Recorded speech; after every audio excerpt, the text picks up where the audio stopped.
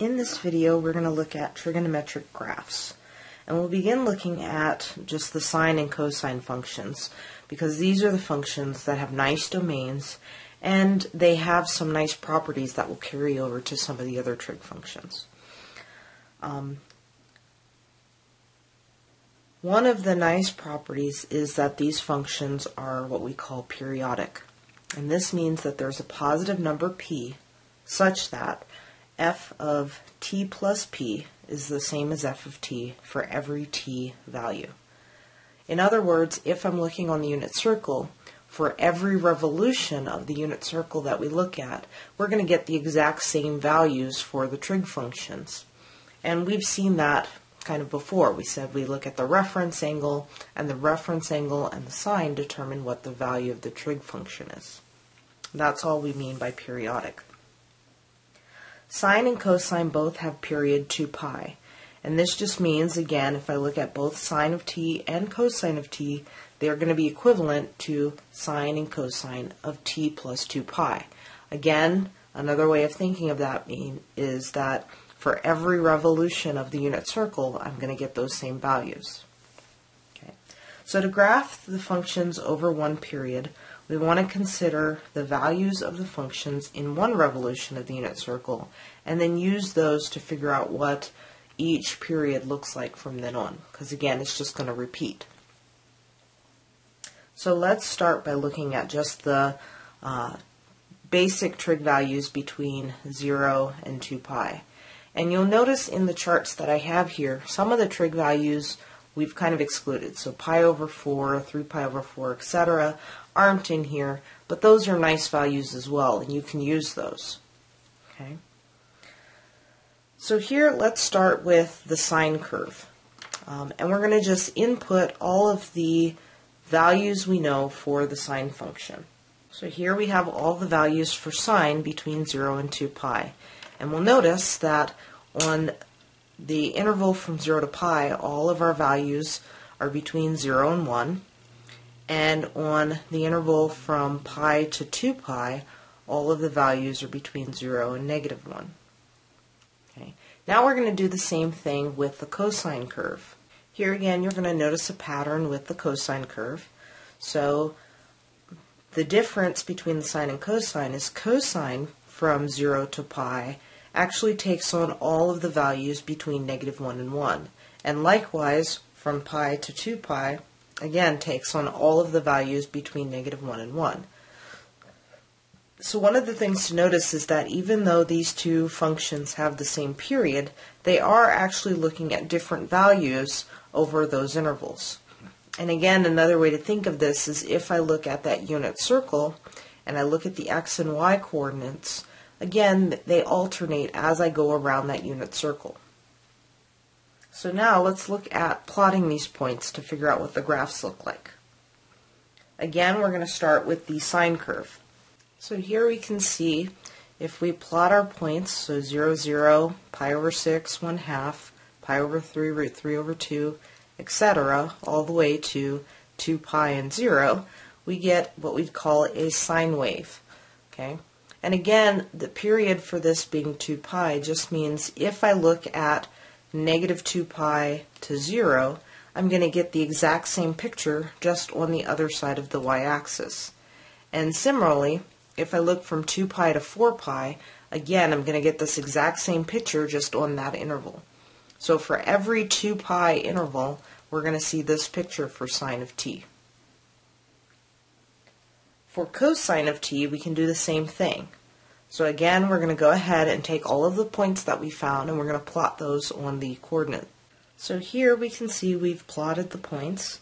Again, 0, 1, pi over 6, root 3 over 2, pi over 3, 1/2, etc., all the way to 2 pi and 1. And so again, this picture that we see here is what we call our cosine wave. And again, one of the things to notice is, again, the period being 2 pi means I can take this picture and place it at every 2 pi interval, and I'll see exactly what this graph looks like for all real numbers. Okay. Another thing to notice between the two curves is that if I actually look at shifting these, These are basically the same curve, just shifted by a few units. And we'll talk a little bit more about that in later videos. But again, you should, in general, know what the basic shape of your sine curve and your cosine curve look like. And again, that's going to be needed not only for the values, meaning these trig values that we just looked at for kind of the basic points on the graph, but also values for when we start looking at some of the other trig functions and we look at the shifts and transformations. So the next thing to look at is the shifts and transformations of sine and cosine. And again, we start with these graphs because, again, for secant and cosecant, we're going to use the information that we found for these graphs to get the graphs of those functions. So recall transformations of functions from previous lessons. And if you recall those, we had different types of transformations. We had horizontal shifts, so things being done to the x-coordinates, vertical shifts, things being done to the y-coordinates. We had reflections, so across both the x-axis and the y-axis, and even the origin. We had shrinks and stretches, so being able to compress or stretch the graph either vertically or horizontally. And so all of those things we are going to look at again with the trig functions. The main difference is we're going to look at them in kind of a different notation and terminology.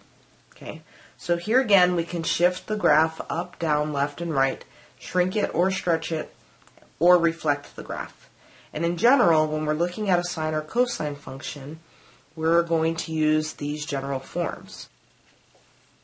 So y will equal a sine of k x minus b plus c, or y will equal a cosine of k x minus b plus c. Each of the variables there, a, k, b, and c, represent a different transformation for the sine and cosine curves. Okay? Y equals sine of x or y equal cosine of x is basically the functions we just graphed in the last part of this video. Once we start adding in a, b, c, and k, we start transforming the graph. Okay. Here, a is what we call the amplitude of the function. And basically that means if I look at the highest and lowest points on the graph, either a sine curve or a cosine curve, the distance between those, half of that is what we consider the amplitude. So if I look at from the center to the top or from the center to the low point, that's my amplitude of the function. And here we look at the absolute value because we are always measuring it as a distance. Okay. K by itself doesn't tell us much, but when we look at 2 pi over k, that tells us the new period for the transformed graph. And so again, remember, originally 2 pi is the period for both sine and cosine.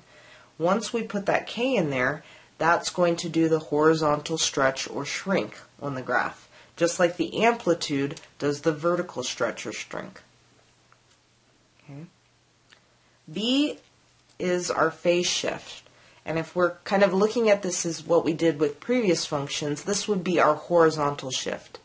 So the phase shift just means that I'm going to take the original function over a period of 2 pi, and I'm going to shift it to some other interval. So it's no longer going to be centered around 0 to 2 pi. It could be centered from, say, pi to 3 pi over 2, or pi to 4 pi. It just depends on both what the period is and whether we're shifting it left or right. Okay. C, just like before, being added to the y value is our vertical shift. So this just tells us once we've found the new function, whether we're going to shift that graph up or down, and by how many units. And for these, just like what we did previously with the sine and cosine, we usually want to graph it over one period. In some cases, you may be asked to graph over 2 periods. And so for shifts or transformations of these graphs, we want to look at the period b to b plus 2 pi over k. And the reason we do that is because it'll give us the nice values, just like we used to graph the sine and cosine graph from 0 to 2 pi. here to give us nice values on the new period. So let's look at a couple of examples of these graphs. So for this first one, let's graph the function y equal -4 sine of 2 times x plus pi over 2 plus 1. Okay. So looking at this, we can see the following information. So given this function, our amplitude is going to be 4. The negative in front of that, so in the equation we have a -4, that negative is just going to reflect it. So just like what we did with the functions back in the previous chapters. 2 pi over k, in this case k is 2, so 2 pi over 2 is going to be pi. So that tells us our new period. So basically we've shrunk it from a 2 pi period graph to a pi period graph. B is -pi over 2, so that means I'm going to shift the graph left by pi over 2. And then C equaling 1 says I'm going to shift my graph up 1 unit. So here to sketch this graph, I'm going to start by laying out the new period. And that's going to be from -pi over 2 to -pi over 2 plus pi. So now we want to find some of the values that we can use to actually plot the points on this graph. And again, we can do that two ways. We can actually take those new values within one period, so from -pi over 2 to pi over 2, or we can use the original points and transform them. In this case, it's a little easier just to use the values between pi over 2 and -pi over 2, because now that we know what the shifted condensed period is, we know the start and end points, and we can find some nice values in there to work with.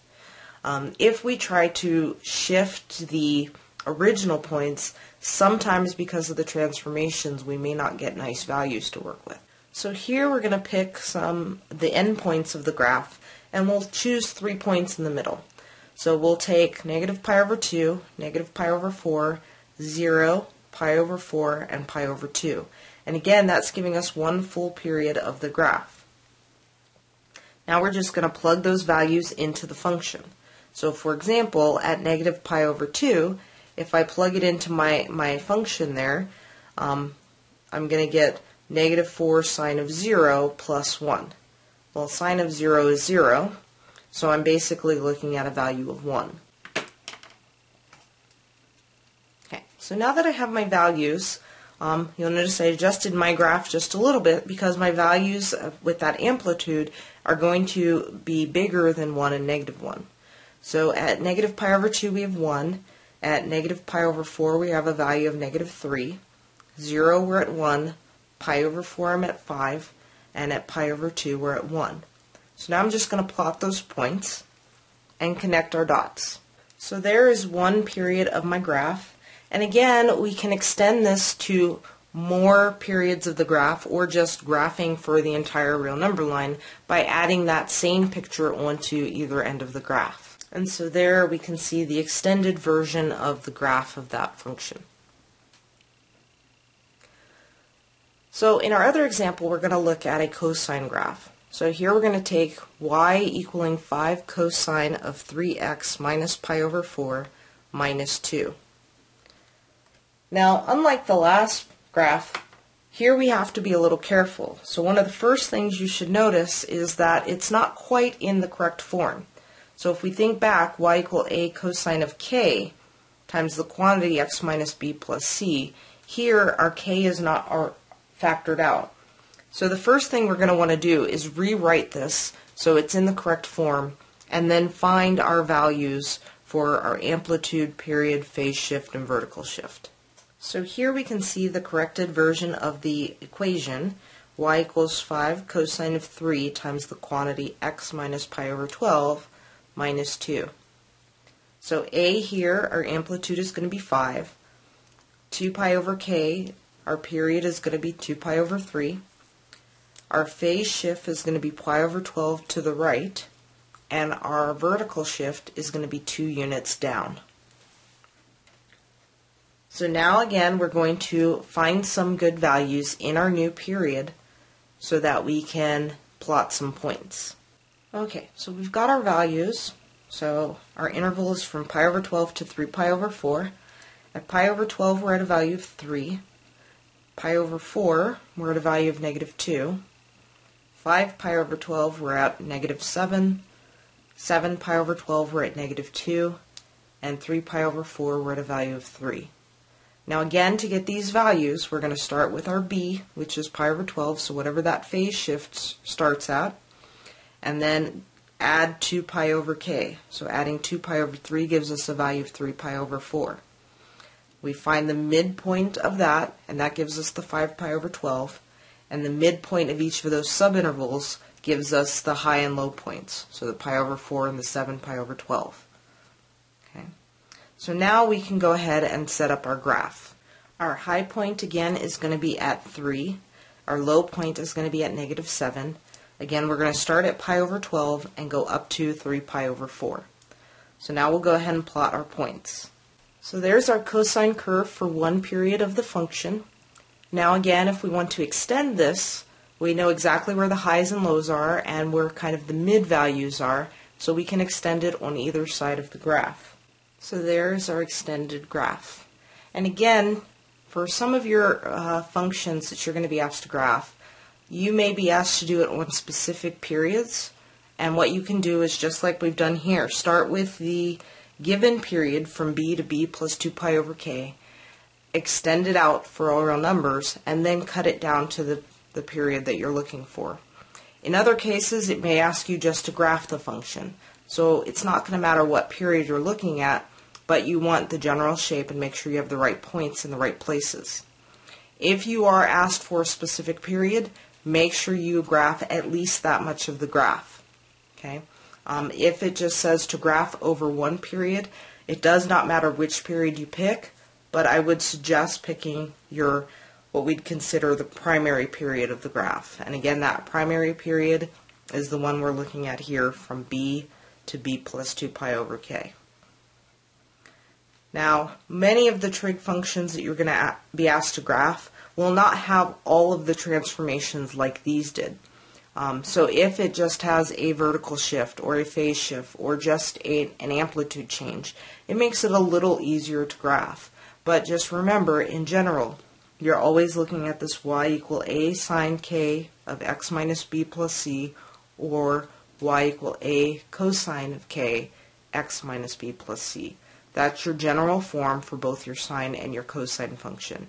And you should know what those values mean, meaning a, k, b, and c, and you should know what they do to the graph.